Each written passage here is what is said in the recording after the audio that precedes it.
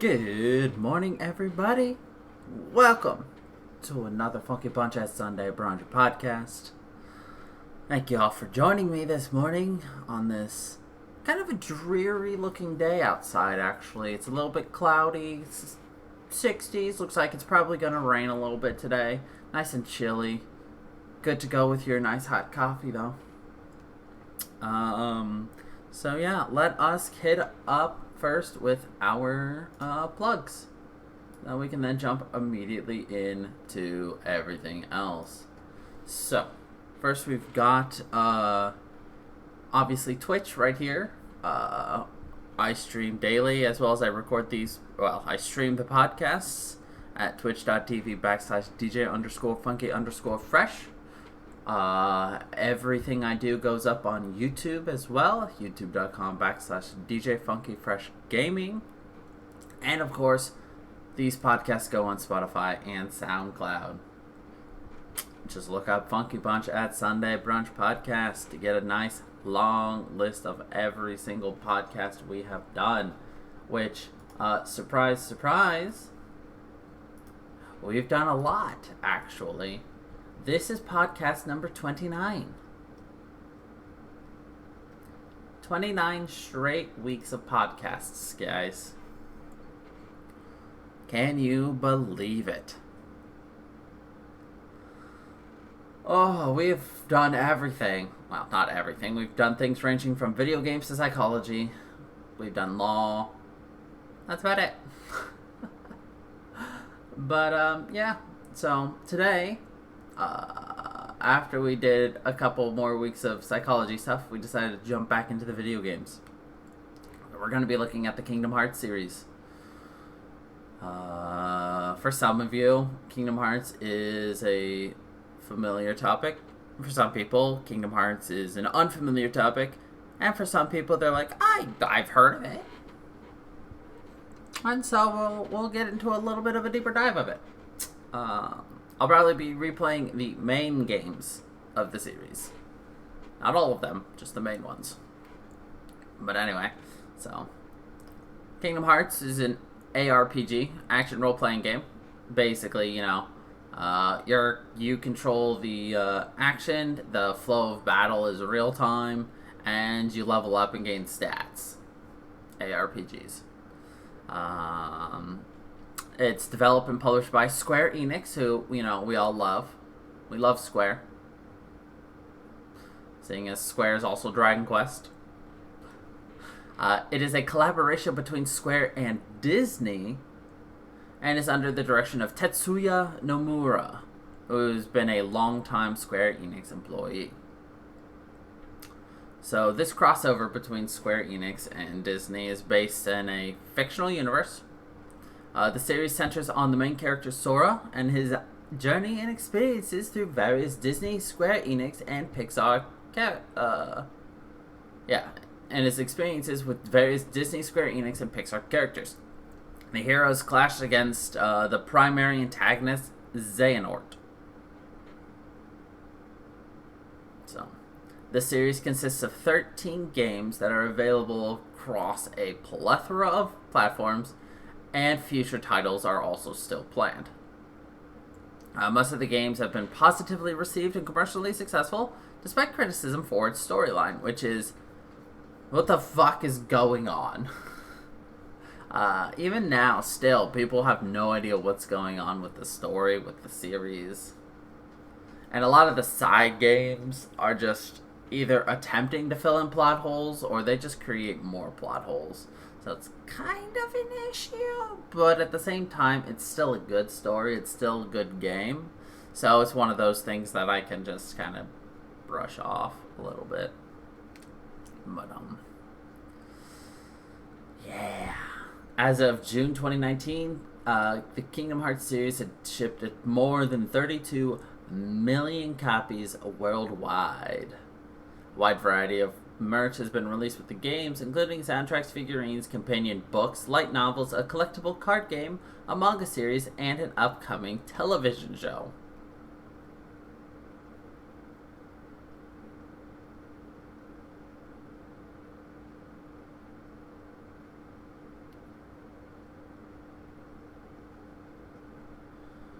Let's see.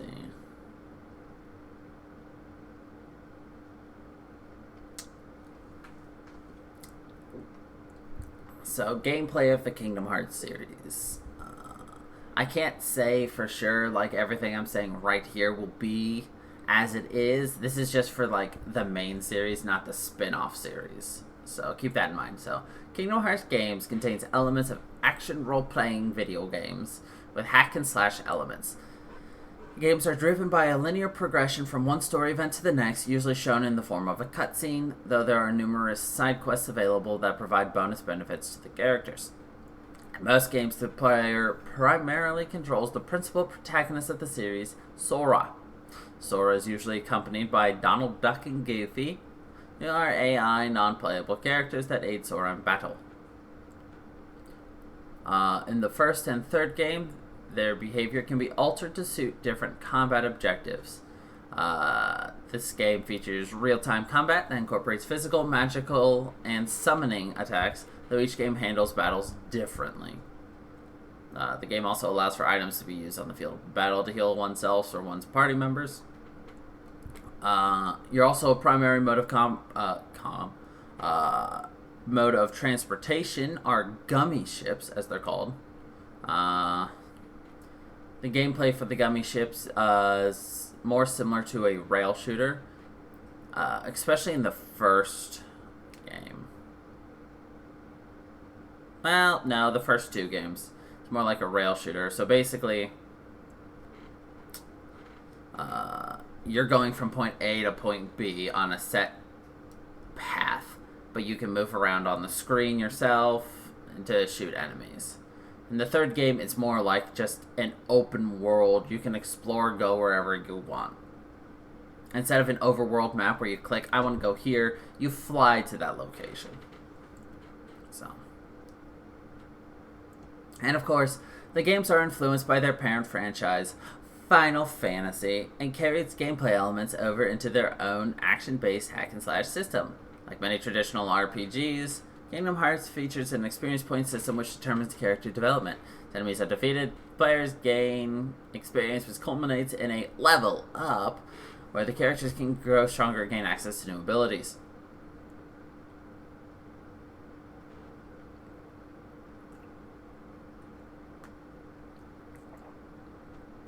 So that's kind of just the overarching look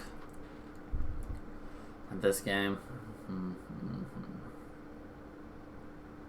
So we're going to talk about 10 Kingdom Hearts games that are out. We're going to look more into them. And then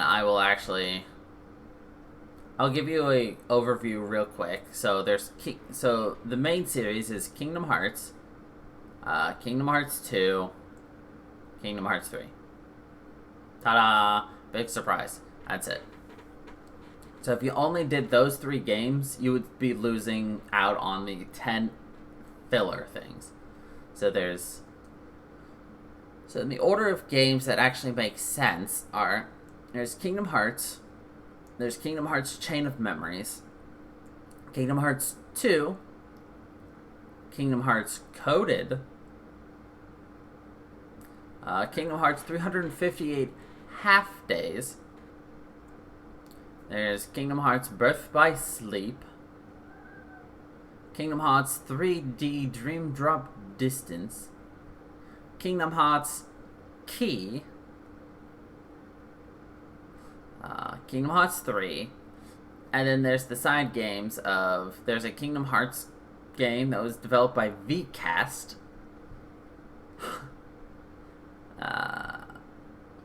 I know nothing about it.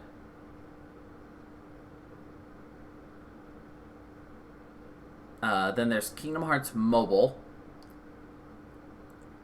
It's a social game, basically. Just one of those stupid phone games. And then there's Kingdom Hearts VR Experience. It's a free 10-minute interactive video with iconic moments and music from the Kingdom Hearts games. And then, of course, they've got Kingdom Hearts Melody of Memory, a rhythm-based game for the Nintendo Switch, PlayStation 4, and Xbox One. and is scheduled to be released November 11th in Japan and November 13th worldwide. So that's, next month.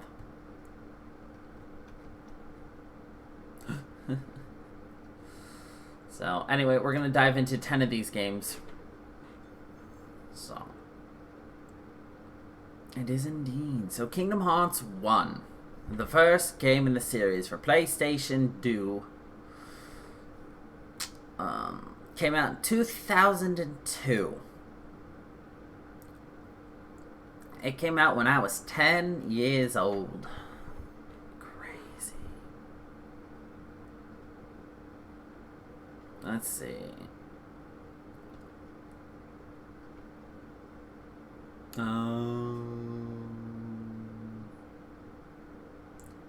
So let's hit the plot. Yo. The universe of Kingdom Hearts is a collection of various levels which are referred to as worlds through which the players must progress. 13 can be accessed in the game, and one of them, Disney Castle, is shown only in cutscenes.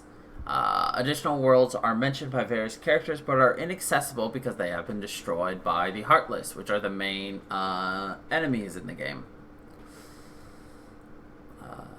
10 Disney worlds are based on fiction, primarily from Disney animated feature canon, and the other 4 were created by Square specifically for the game. The graphics and characters of each world were designed to resemble the artwork style of each Disney film. Each Disney world is inhabited by characters from the film, including Hercules and Phil.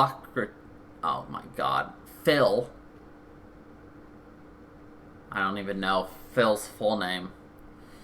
Philoctetes? I don't know. And Olympus Coliseum, and of course there's Aladdin, Princess Jasmine, Jafar, Iago, and Agrabah. Each world is disconnected from the others and exists separately. Most characters in the world are unaware of other ones, with few exceptions. Players travel from one world to another via Gummy Ships. The worlds created specifically for the game mirror the overall appearance of the other worlds, and feature either new characters or ones from several Final Fantasy games. The new worlds are Destiny Isle, which is where the story begins, Traverse Town, which serves as a launching point for most of the game, Hallow Bastion, which many of the Final Fantasy characters call home, and the End of the World, which is a large, dark world created from the remnants of the various worlds consumed by the Heartless. The main characters travel from world to world to seal each keyhole. This protects the world from the Heartless and ultimately from being destroyed. They also try to minimize their interaction with characters from other worlds to maintain a balance of separation. And this sometimes requires Sora, Donald, and Goofy to blend in with the world inhabitants by changing their physical appearance.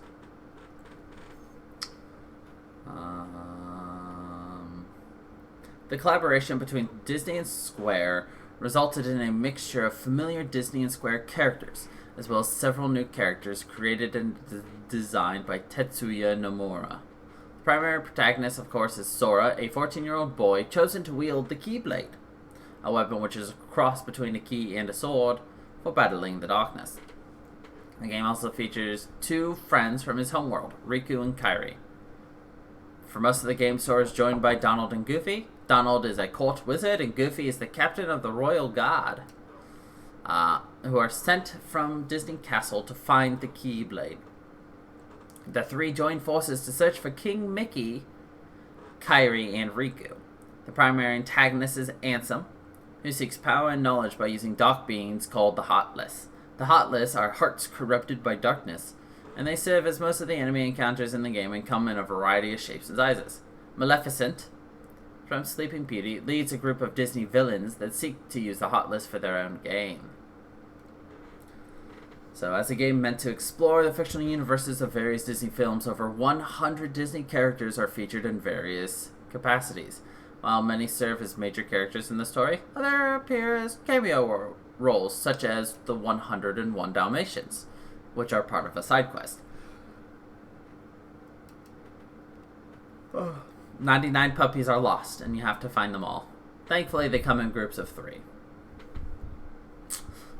Most worlds also feature a Disney villain whom the player must defeat. The player can summon various Disney characters to fight alongside Sora in battle, causing Donald and Goofy to withdraw from the battlefield for the duration of the summon. Available summons include Genie from Aladdin, Tinkerbell from Peter Pan, and Simba from The Lion King, among others. Square also incorporated several characters from the Final Fantasy series, though the characters were slightly altered to fit the game's backstory. On the Destiny Islands, the player gets to meet younger versions of Tidus and Waka from Final Fantasy X, and Selphie from Final Fantasy VIII. At Traverse Town, the player encounters Squall Leonhart, who's known as Squall from Final Fantasy VIII, as well as Aerith, Cid, and Yuffie from Final Fantasy VII. Riku from Final Fantasy X was originally set to appear, but was replaced by Yuffie. Cloud and Sephiroth, also from Final Fantasy VII, make appearances in Olympus Coliseum, where the players can fight in tournaments. The emphasis on characters from later Final Fantasy installments stems from Nomura's hesitation to use characters he did not design. The game also uses other Final Fantasy icons, such as Moogles, who mediate item synthesis. So, the story of Kingdom Hearts 1. Sora, Riku, and Kairi build a raft with the intent to leave Destiny Islands and explore new worlds. On the night before the planned voyage, the islands are attacked by the Heartless, and Riku and Kairi disappear. Before the Heartless consume the islands, Sora obtains the Keyblade, a weapon effective against the Heartless. Meanwhile, King Mickey has left his own world to deal with the increasing number of Heartless, leaving instructions for Donald and Goofy to find the key that will protect the worlds from the encroaching darkness. Donald and Goofy use the Gummy Ship to reach Traverse Town, where they find Sora after he has drifted there from his destroyed world. The three decide to travel together, Donald and Goofy to find Mickey, and Sora to find Kairi and Riku, traveling to various worlds and keyholes in the worlds that, when sealed, prevent the heart of those worlds from being consumed by the Heartless. Meanwhile, a group of Disney villains led by Maleficent seek out the 7 Princesses of Heart to unlock the final keyhole that leads to Kingdom Hearts, a repository of knowledge and power, and the source of all hearts. Maleficent also uses Riku and recruits him into her services, convincing him that Sora abandoned him in a comatose Kairi while offering her aid to him.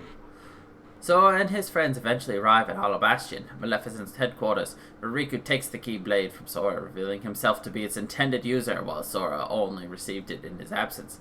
Donald and Goofy reluctantly leave Sora as per their orders. Sora later challenges Riku, stating that his heart derives strength from his friends, inspiring Donald and Goofy to return to him and gaining control of the Keyblade. After the three defeat Maleficent, Sora finds Kairi's body and confronts Riku, who is now possessed by Ansem, a figure who has been manipulating Maleficent from the beginning to open the way to Kingdom Hearts. Ansem reveals that Kairi is the 7th Princess of Heart, her heart having been transferred into Sora's body when the Destiny Islands were destroyed. After defeating the possessed Riku, Sora impales himself with Ansem's Keyblade, which is designed to unlock her hearts, releasing both his and Kairi's heart. Kairi's heart returns to her body, in turn completing the final keyhole, while Sora becomes heartless. Kairi is somehow able to recognize Sora's heartless, and the light in her heart restores him to human form. After Kairi gives him a good luck charm, Sora and his friends venture to the end of the world to fight Ansem as he reaches the door to Kingdom Hearts, which Ansem believes to be the ultimate reservoir of darkness before being obliterated by the light that bursts through the door. Also beyond the door, Mickey and Riku, who help Sora and friends close the door before Sora and Mickey lock it with their Keyblades from both sides. The worlds lost to the Heartless reconstruct themselves as the Destiny Islands reform. Kairi returns there while Sora is forced to part with her. Transported to a winding road, Sora, Donald, and Goofy resolve to find Riku and Mickey. So that's the first game. In a nutshell. Basically, beat Disney villains and stop the world from falling into darkness. Yay! And now we jump into one of the more interesting side games that's actually very plot heavy. Surprisingly. Like, if there's one thing you can say about Kingdom Hearts, it's that they will throw plot out. in the weirdest place. So this is a game that was originally on the Game Boy Advance, and then they remade it and called it Kingdom Hearts Chain of Memories. They re-released it on the PlayStation 2, and then it got re-released on the PS4 in Kingdom Hearts 1.5 Final Mix. But anyway.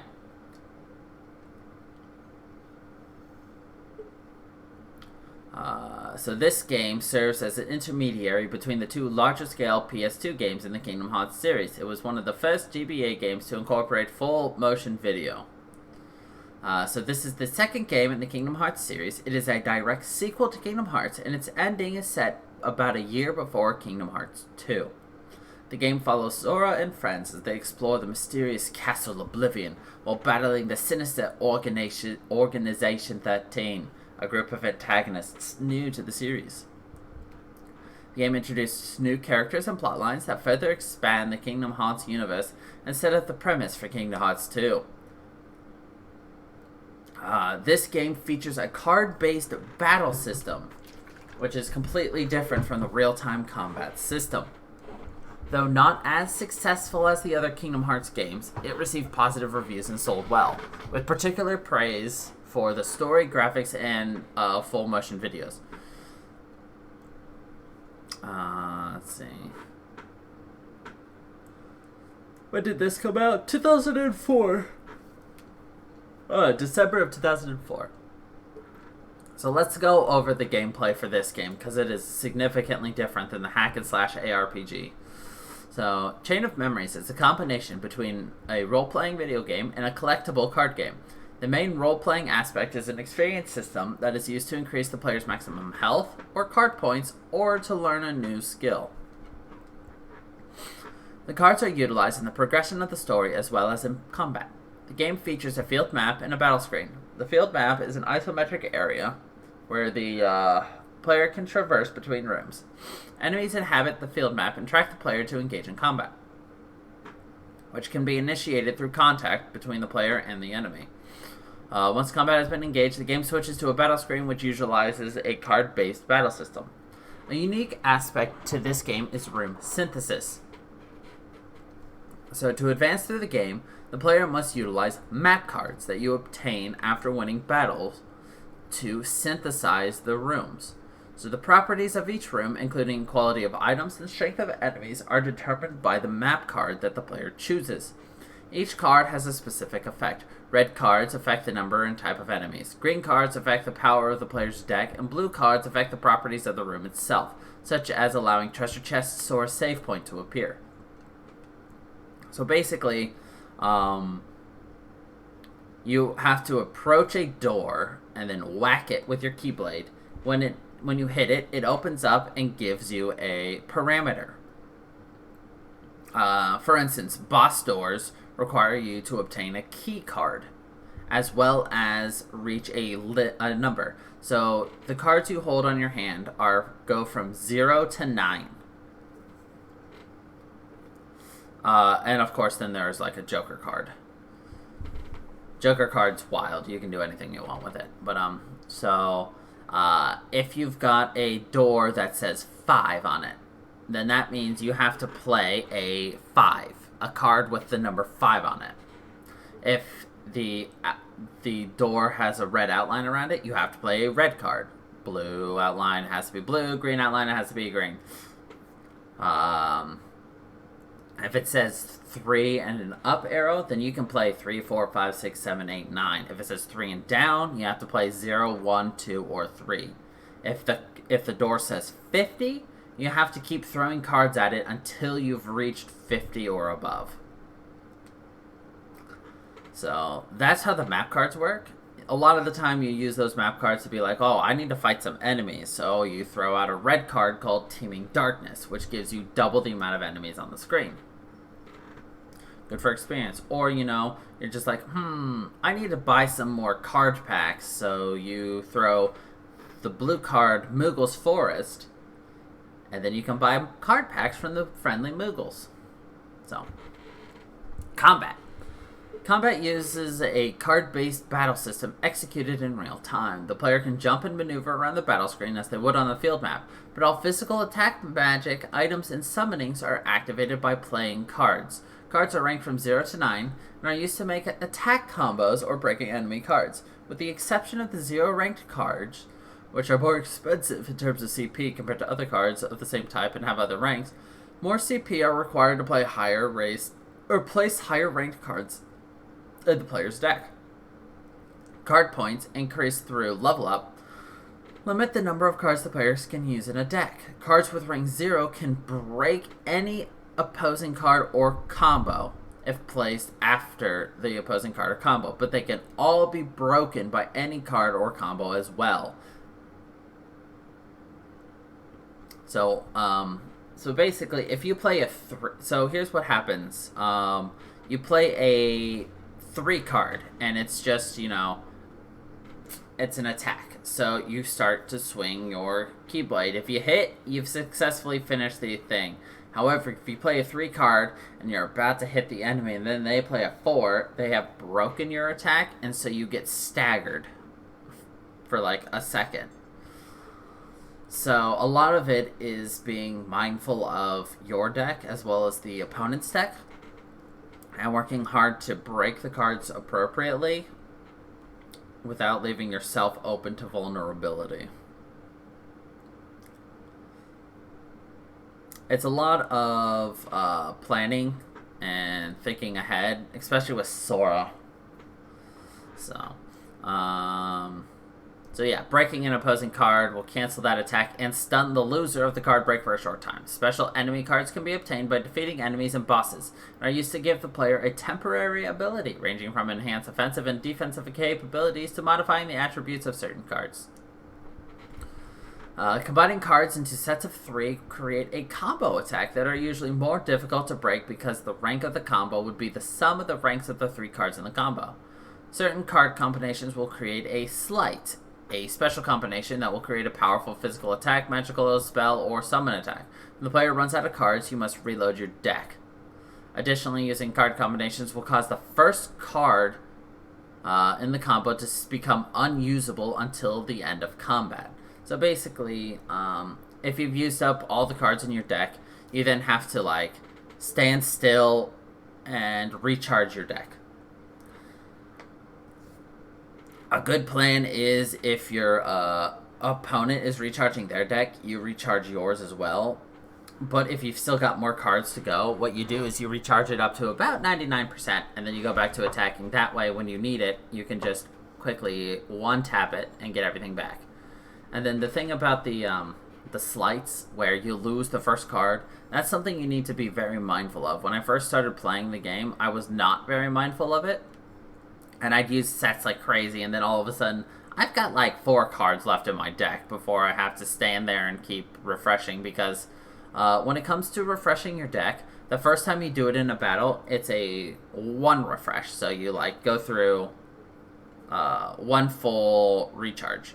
The second time you do it, it's 2 refreshes. And the third time and beyond, it's 3 full refreshes. So it's attempting to be mindful. So, also in this game there's actually 2 games in one. There's Sora's gameplay, and then there's Riku's gameplay. Same game. Same type of deal.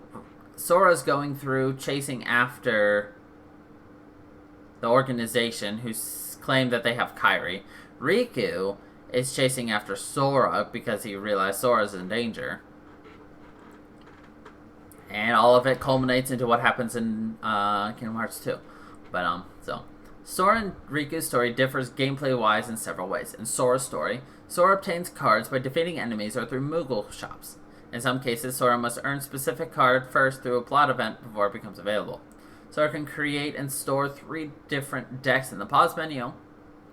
However, unlike Sora, Riku has a closed deck that cannot be customized. The cards in his deck change depending on the world in which he's traveling.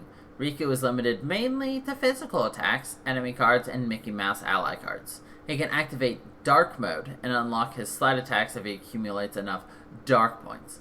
Dark Points are earned by breaking enemy cards and combos, and the difference between Riku's card or combo and the enemy's card or combo is how many Dark Points he will accumulate for that card break. So, plot. So the setting. This is set immediately after the first game in Castle Oblivion, which is a mysterious castle kept by Lord Marluxia. Sora and his teammates are told that the castle causes visitors to lose their memories upon entering. The lobbying areas between the floors are white with flower-themed decorations, but each floor can be transformed into a different world from the first Kingdom Hearts game using world cards created from Sora's memories. Like before, many of the worlds of Disney and Square Enix will reappear. Unlike the previous game, the worlds are created from Sora's memories. As such, many of the events experienced in Kingdom Hearts are relived in this game. Sora encounters memory-based versions of Disney's characters that he has met before, except for the Deep Jungle and Tarzan. The individual plot lines differ from those in the original game and revolve around the theme of memory. Just as Kingdom Hearts had several worlds created specifically for that game, Kingdom Hearts introduces Twilight Town as a world recreated from memories on the other side of Sora's heart. Characters. Sora returns as the protagonist with Donald and Goofy. Let's see. There's also a handful of new members. Several of them are the Enigmatic Organization. Another new one is Namine, a young girl capable of manipulating memories, and Diz, a mysterious man concealed by red robes and bandages. Riku also appears as a playable character in the second story mode. We have 6 of the 13 members of the organization. 4 of them appear in the story mode, and 2 appear in Riku's story mode. The 4 that Sora encounters are Marluxia, Larxene, Axel, and Vexen. Riku encounters Zexion and Lexius. Ansem also appears in the Riku story, who attempts to control Riku. And of course, you fight all the same Disney villains. So, I don't want to jump too much into the story of these games, because there are some real good plot points and things that just experiencing it is much more worth it. So yeah, that was one of the interesting ways that Kingdom Hearts changed things and just added more. So now we come to Kingdom Hearts 2, released in 2005.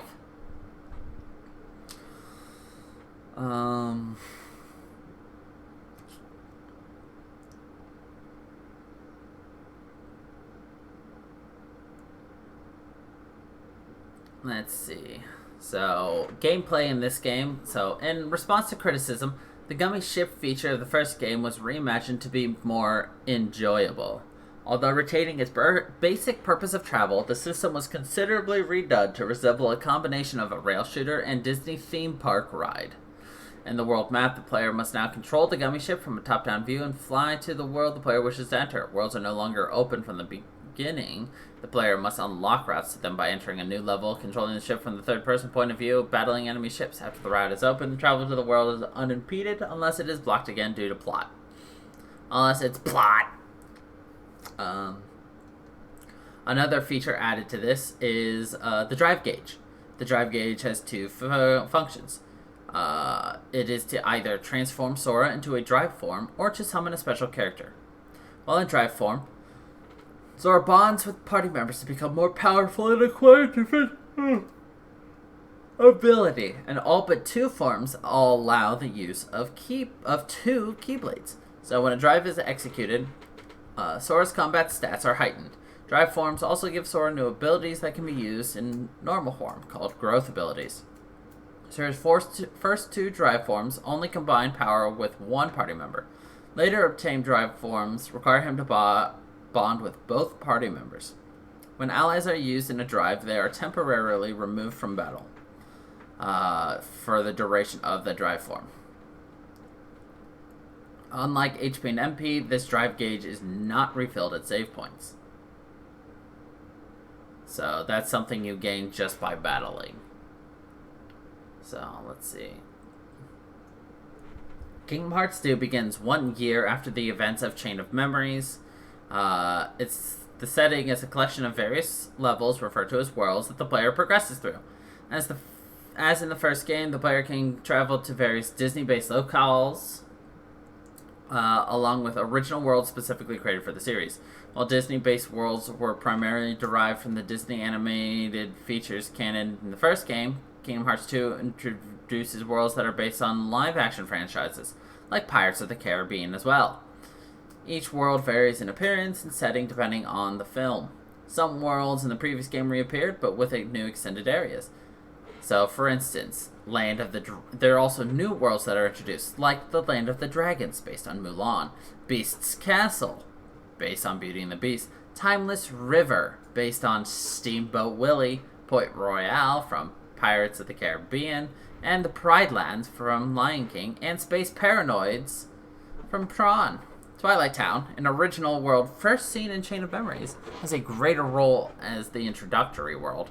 And of course, the world that never was is a new world that serves as the headquarters of Organization 13.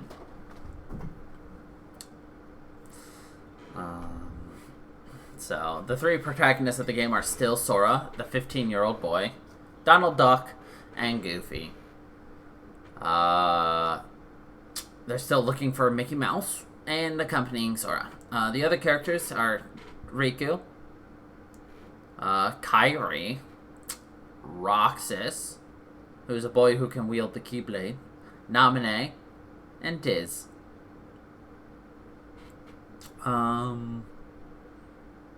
Let's see. As with the previous game, there are numerous appearances of characters from both Disney and Square Enix. While some make a return from Kingdom Hearts, new characters from Disney fiction are introduced, such as Scar and Scrooge McDuck. Pete shows up as well. Nearly 20 characters from the Final Fantasy game appear, notably Auron from 10, Tifa from 7, Squall, Cloud, Sephiroth from 8, 7, and 7. Other new characters include Vivi from 9, Cypher from 8, and Setzer from 6. Hold on, Setzer. I need to see what he looks like. Setzer. Which one's Setzer? I gotta look Setzer up real quick. FF6.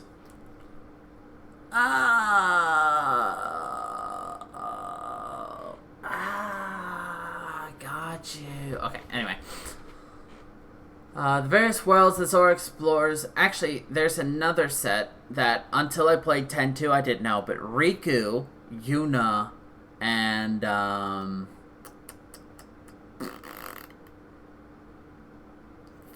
Fuck. What's the third girl's name from 10-2? Anyway, the three protagonists from 10-2 also make an appearance. They are fairies. So... the various worlds that Sora explores often have an optional party character from the film on which the world is based. Such party members include Fa Mulan, Jack Sparrow, Simba, and Tron. Organization 13, a group of powerful nobodies, or the empty shells left over when a strong-headed person becomes heartless, introduced in Chain of Memories, is established as the primary group of antagonists early on. Xemnas, the leader of Organization 13, serves as the main antagonist and final boss of the villain.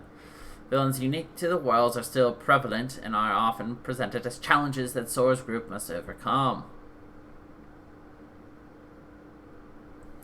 So that's kind of the down and dirty of that one. Definitely a very fun game. Great story. It's a great game, period. We will definitely be replaying Kingdom Hearts 1, 2, and 3. And if you want me to, I can replay some of these side games as well. So, next we're moving on to another one of those really, really weird side games. So, we've got Kingdom Hearts Coded, an episodic role-playing puzzle video game. It came out for mobile phone, and then re-released as Recoded on the DS. So the gameplay is centered mostly around puzzle solving, similar to previous Kingdom Hearts games. Mini-games and platforming are also featured with 3D backgrounds and 2D characters. This is the 4th installment. So Jiminy Cricket... you travel with Jiminy Cricket, who keeps a journal of everything that's going on. Jiminy Cricket's journal, chronicling Sora's fight against the Hot List and Organization 13, is found to have 2 secret messages written by persons unknown. And after the journal is digitized for further analysis, the contents become corrupted. This leads King Mickey and his friends to create a digital Sora to enter and repair the journal so that the meaning of the hidden messages can be deciphered. The game received mixed reviews, with critics praising the graphics and gameplay variety, but panning the story, camera, and controls. Gameplay. So, this is Coded. So, Coded is a puzzle game with action elements mixed in, which is similar to the action RPG of the previous titles in the series.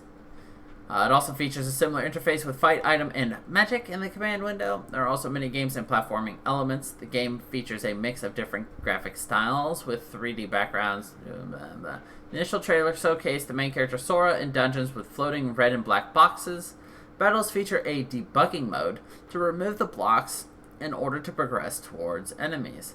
Blocks are also used to solve puzzles and reach higher ground.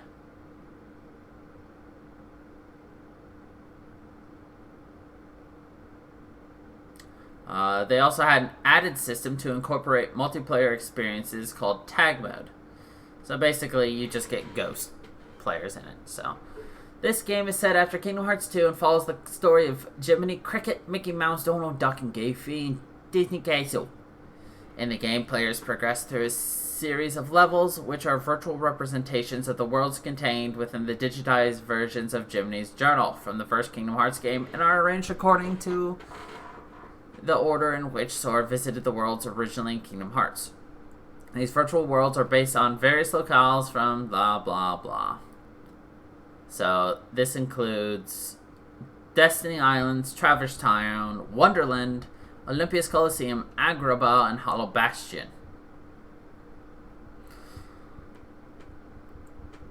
The main protagonist and sole player character of the game is the virtual avatar of Sora, also referred to as Data Sora, created from the data from Jiminy's journal entries.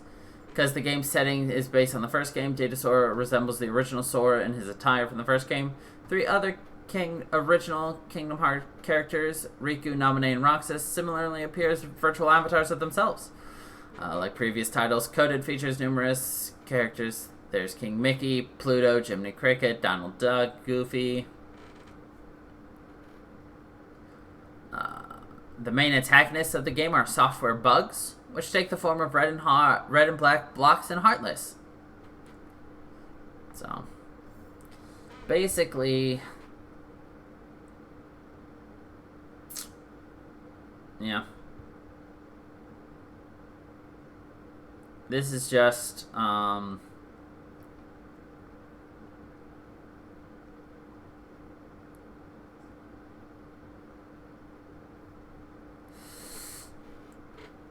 this just fills in a bit more plot as well as gives you something to do.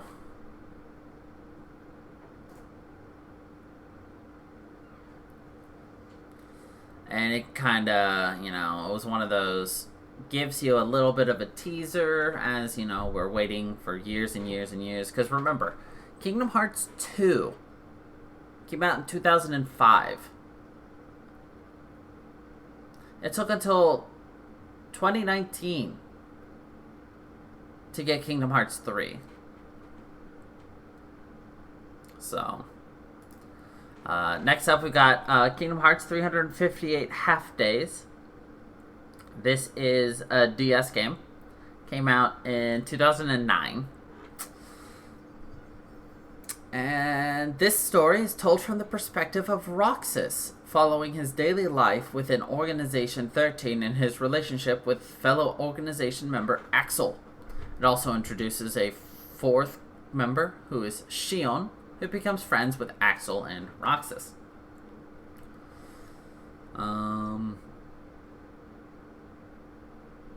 So Nomura decided to develop a game for the DS, and once the system had been chosen, he decided that Roxas should be the protagonist. They wanted to use gameplay similar to previous Kingdom Hearts games, but they could not due to insufficient number of buttons that the DS had. So while it received generally positive response with praise for the gameplay and graphics, but the criticism was for the storyline and controls. I honestly like the storyline. The controls suck, though. This game was dedicated to Wayne Allwine, who was the longtime English voice of Mickey Mouse, who died in 2009. That's sad. This was also the final game to feature his performance as Mickey. But they archived and reused his remastered voice for ports of older games. 358 Half Days features the combination of ARPG hack-slash style as the previous series. To accomplish this, the game makes minimal use of the game's touchscreen functionality, and it is possible to play and complete the game without using it at all. The game includes single and multiplayer modes of play. Single player is story-based. Player controls Roxas, who is accompanied by other various Organization 13 members on daily missions to Disney Worlds. The two modes are linked, however, in that character growth is shared between them. 358 Half Days features a new gameplay mechanic known as the panel system, which involves the customization of the player's levels, items, equipment, and abilities. So, if you remember, I guess the best way to describe it is, remember the item storage screen in Deus Ex? How, you had to fit things of different shapes and sizes to make it fit in? That's how you level up, and that's how you get abilities. So, you might have you have X amount of tiles and different abilities. Your level up is a one tile item. So you can throw that on there and you gained one level. No problem. But then you might have something that is 3x. That is in the shape of a Z. In Tetris, like that 4 block, like a Z. So then you've got something that says 3x right here, and then you've got 1, 2, 3. Well, you can put a level up in those 3 things, and suddenly you're level 9. But if you do that, you also have to factor in the fact that now you have to fit in your other abilities around that. So they made you leveling up and using your abilities just based upon how you throw things in there. Like, oh, you want your glide ability? Well, you better figure out how to put it in there. Oh, you want a different Keyblade? You gotta figure out how to put it in there. Oh, you want to use magic? You gotta figure out how to fit it in there. Kingdom Hearts 358 Half Days begins concurrently with the events of the original game and Chain of Memories. Like the other games in the series, the player progresses through a collection of various worlds based on various locales from the Disney animated canon. Agrabah, Beast Castle, Olympus Coliseum, Halloween Town, Wonderland, and Neverland. Includes the world that never was, Twilight Town, Castle Oblivion, and Destiny Islands. And if you've actually played Chain of Memories, you can hear the game alluding to what's happening in Chain of Memories while you're playing 358 Half Days, because it is running concurrently. So, this game revolves around Roxas, who was first featured at the beginning of Kingdom Hearts 2. Like Sora, Roxas has the power to wield the Keyblade, a weapon normally used for battling darkness. At the start of the game, Roxas joins 13, a group of powerful nobodies who serve as the antagonists at Kingdom Hearts, Chain of Memories, and Kingdom Hearts 2.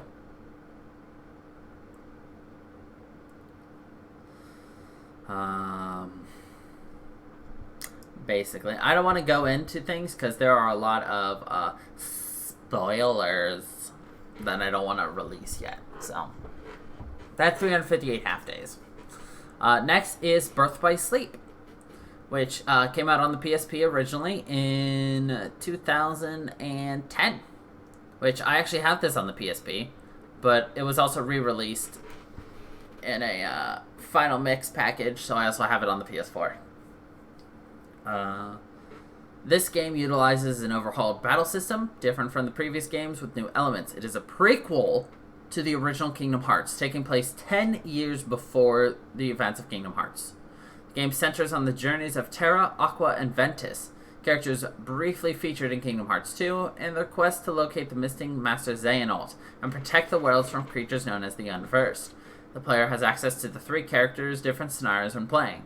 It's 3 games in one. Terra has his own journey, Aqua has her own journey, and Ventus has his own journey. And you play as all 3. Birth by Sleep is an action replay, blah blah blah, but you have a command system. This system allows players to customize a command deck with techniques and abilities that they can perform at will. Performing ordinary attacks and commands fills a gauge displayed above the command deck. When certain requirements are fulfilled and the gauge is full, the player's basic attack is changed to a surge command, which racks up powerful combos depending on what command style is activated. Filling the gauge second time replaces it with a more powerful storm command. This game doesn't utilize MP, instead it uses focus, which allows you to use a technique called shot lock, which you enter at a first person mode and target somebody with homing spells. There's also a D-Link in this game, so instead of summons, you link with a different character that you meet who give you different abilities, such as Experiment 626. As we said, this game is divided into 3 separate scenarios, each one with the different main characters. While the first 10 minutes of the story are the same regardless of who you choose, the events that follow differ in scenario, with each character's narrative occurring parallel to the others and intersecting with one another at different points. Gameplay of each scenario differs based on the abilities of each character, such as their power, speed, and magic. Terra is the most powerful with physical damage, Ventus is the fastest, and Aqua utilizes magic. Players might choose which of the 3 scenarios they wish at the beginning of the game. The recommended order of play by Nomura is Terra, Ventus, Aqua, which is the best way to understand the story. Completing all 3 scenarios will unlock the story's final chapter. Basically.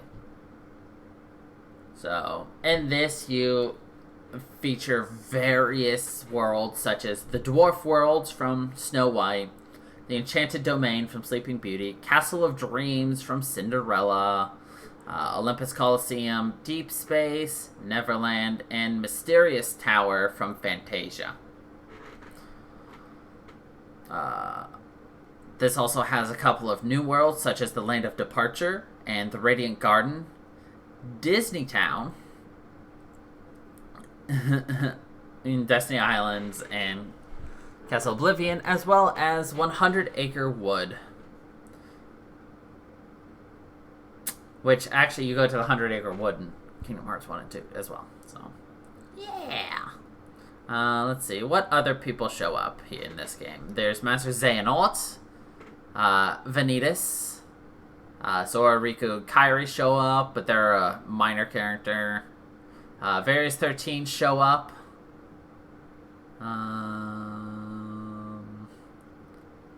You got Mickey Mouse, Donald, Goofy, Maleficent, Pete, 626, Prince Philip,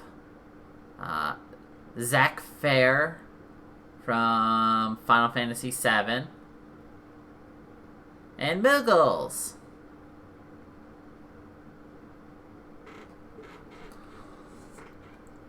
So yeah, that's that. And now we jump to another very interesting spin-off game, which came out in 2012 for the 3DS. It's Kingdom Hearts 3D Dreamtrap Distance. I also have this on 3DS.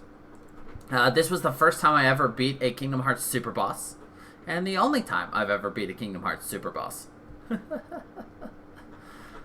Oh, God. So, this takes place after Recoded. This focuses on Sora and Riku's Mark of Mastery exam, in which they have to protect parallel worlds in preparation for the return of Master Xehanort. Besides controlling those 2 playable characters across a single scenario, the players are able to recruit creatures known as Dream Eaters that are able to assist in fights. think Dragon Quest Monsters meets Pokemon meets Final Fantasy. Dream Eaters. It's adorable. One of the key elements of Dreamtrap Distance is the inclusion of Dream Eaters. Whilst they generally serve as the main enemies of the game, you can have up to 3 good Dream Eaters, known as spirits, can be recruited per character to assist them in battle. Spirits can be created by combining dream fragments together with an item or spell, either via experimenting with combinations or using recipes found throughout the game. Characters can also link spirits to perform unique attacks. Along the way, players can care for spirits by petting, feeding them, or playing minigames with them, which can unlock new abilities for the spirits. This game takes place across multiple worlds, based on Pinocchio, Hunchback of Notre Dame, Tron Legacy, Fantasia, and the Three Musketeers, Mickey, Donald, and Goofy, the Three Musketeers, each having different plots from the perspectives of Sora and Riku. These worlds need to be completed by both Sora and Riku in order to unlock new worlds and progress through the game. Upon visiting each world for the first time, each character must go through a dive section in which characters free fall down a tube and must clear a certain objective, such as obtaining a certain number of points, defeating a certain number of enemies in a time limit, or defeating a boss character. This mode, Sora and Riku can attack enemies, slow down their descent, or dodge attacks. Dreamtrap Distance follows the events of Kingdom Hearts 2 and Coded, though much of the game's plot is set concurrently to the original game via time travel. There are 7 total worlds. So there's La Cité des Cloches, based on Notre Dame, The Grid, based on Tron Legacy, Prankster's Paradise on Pinocchio, which also includes the inside of Monster's Belly, the Country of the Musketeers from Mickey, Donald, Goofy, the Three Musketeers, and the Symphony of Sorcery from Fantasia. So, yeah.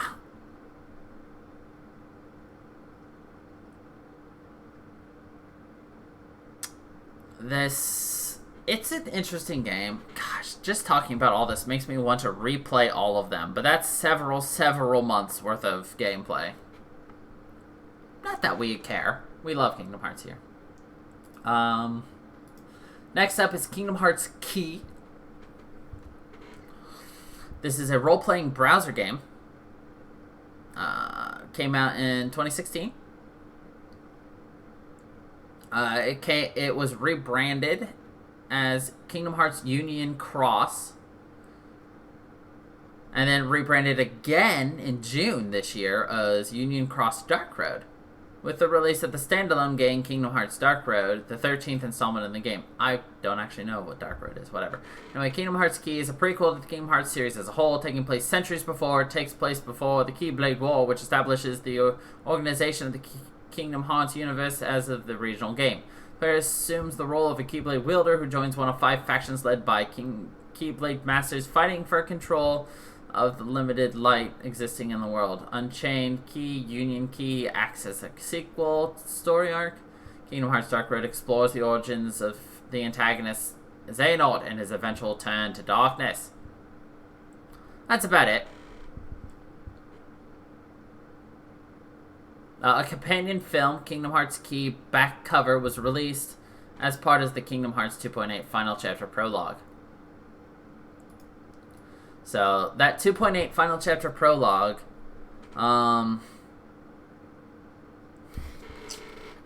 basically,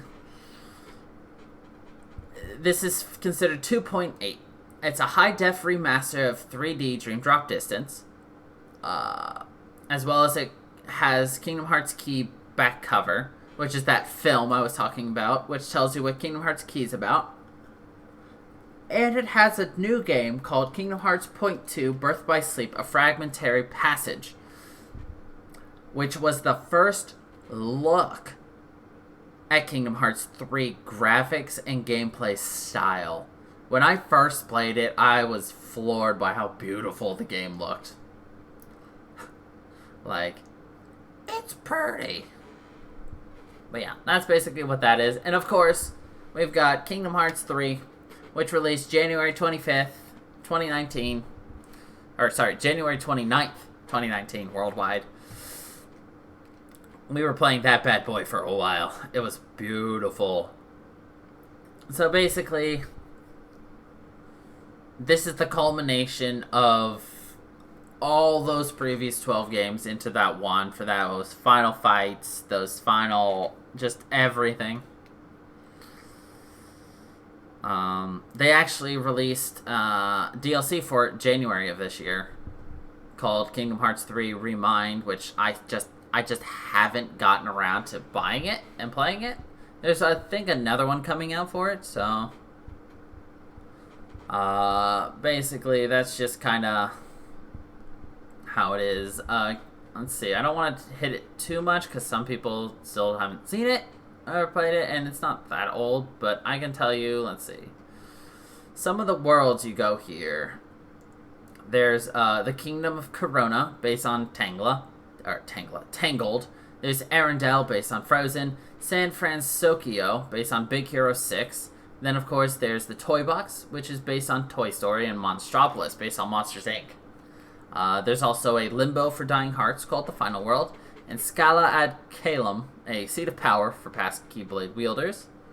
There's also Olympus, the Caribbean, and the 100 Acre Woods, and Twilight Town, Dark World, Land of Departure, and the Keyblade Graveyard. Then there's Yen Sid's Mysterious Tower, Radiant Garden, Disney Castle, and the Destiny Islands. There was just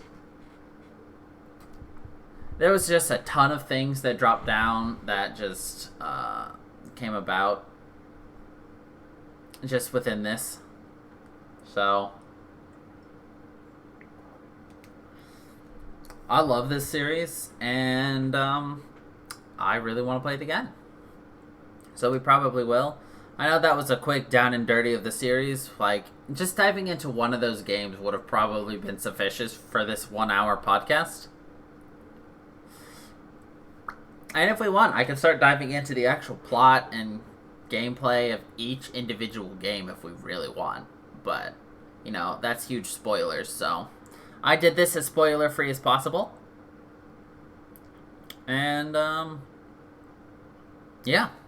I think we're going to be able to call it right here, though. That was a nice, quick down and dirty of Kingdom Hearts. And I think that's all we need to do today. So, anyway. Thank you, everybody, for dropping in and listening. I appreciate you all. And, yeah. Until the next time, everybody.